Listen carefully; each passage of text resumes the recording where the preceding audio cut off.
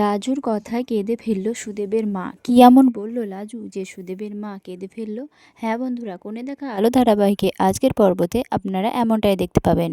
অনুভবের দেওয়া টাকাটা থেকে লাজু এবং সুদেব তার মায়ের গহনাগুলো ছাড়িয়ে নিয়ে এসে তার মায়ের হাতে দেয়।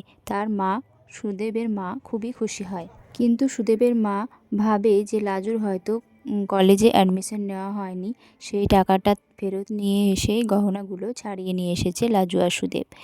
তারপরে সুদেবের মা বলে যে তাহলে তোমার ওই ডাক্তারি পড়া আর হলো না। তখন সুদেব বলে, না গো মা, ও লাজু তো ডাক্তারি পড়বে, সে ঠিক ডাক্তারি পড়বে। তখন সুদেবের বোন বলে, ডাক্তারি পড়বে মানে? বৌদি কিভাবে ভর্তি হবে কলেজে? তোরা তো ওই টাকাটা দিয়ে গহনাটা ছাড়িয়ে নিয়ে এসেছিস। তাহলে তখন সুদেব বলে, ভর্তি হবে না রে, ভর্তি হয়ে গেছে। তখন বাড়ির সকলে জানতে চায় যে কিভাবে ভর্তি হলো। তখন সুদেব বলে যে শহরের দাদা লাজুকে টাকা দিয়েছে, আর সেই টাকাটা দিয়েই আমরা গহনাটা ছাড়িয়ে নিয়ে এসেছি। এই কথাটা শুনে সুদেবের মা খুবই রেগে যায়। তারপরে লাজুকে অপমান করতে থাকে, বলতে থাকে যে ওরা আমাদের না প্রতিবেশী না আমাদের আত্মীয়, ওদের কাছ থেকে টাকা নিতে হাত পাততে তোমার লজ্জা করলো না? তখন লাজু বলে, আমি যা করব তাতেই দোষ। আমি কারো কাছ থেকে টাকা নিলেও দোষ, আমি নিজের গহনা বন্ধক দিলেও দোষ। তাহলে আমি ডাক্তারটা পড়বো কী করে?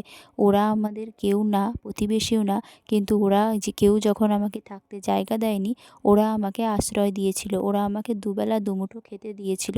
তখন সুদেবের বোন বলে, মা, টাকাটা তো বৌদি ওদের কাছ থেকে হয়তো ধার হিসেবে নিয়েছে, তাই না? বৌদি পরে শোধ করে দেবে।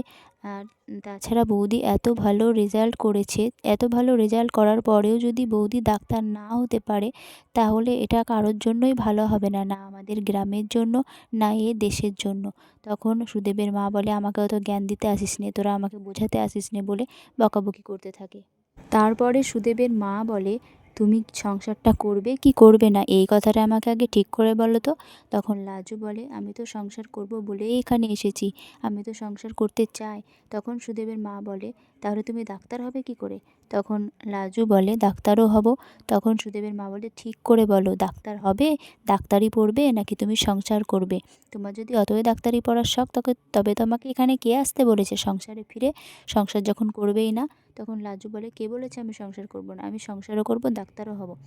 তখন সুদেবের মা বলে, আমাকে ওসব বোঝাতে এসো না, তুমি দুটো কিভাবে সামলাবে? ডাক্তারি হয়ে গেলে তুমি সংসার করবে কি করে? ডাক্তারি করবে না সংসার করবে? তখন লাজু বলে, আমি বড় ডাক্তার হয়ে গ্রামে ফিরে আসবো, আর গ্রামে থেকে গ্রামের হাসপাতালে সকলকে বিনামূল্যে চিকিৎসা করব।